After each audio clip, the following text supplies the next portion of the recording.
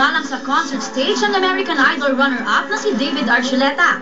Inawit niya ang kanyang hit songs na mula sa kanyang self-titled debut album, tulad ng Crush, A Little Too Not Over You, at Touch My Hand, na sinalubong ng tilian at hiyawan.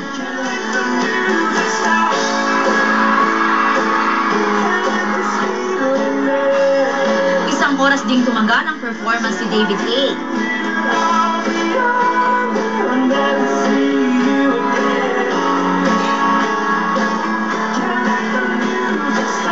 At pagkatapos ng kanyang gig, isang 15-minute fireworks display ang pinakawalan sa himpapawid.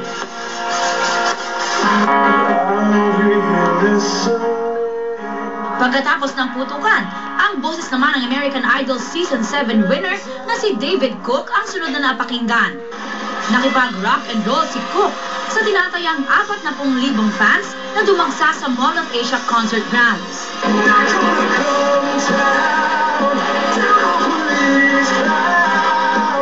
Inawit rin ni David C. ang kanyang version ng Always Be My Baby na sikat na piyesa niya mula sa American Idol at Life On na mula naman sa kanyang debut album.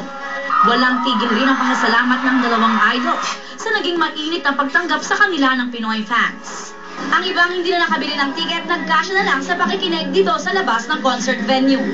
Pero ang mga nakapanood, sulit daw sa pambihirang back-to-back concert ng dalawang American Idols. It was amazing. It was awesome.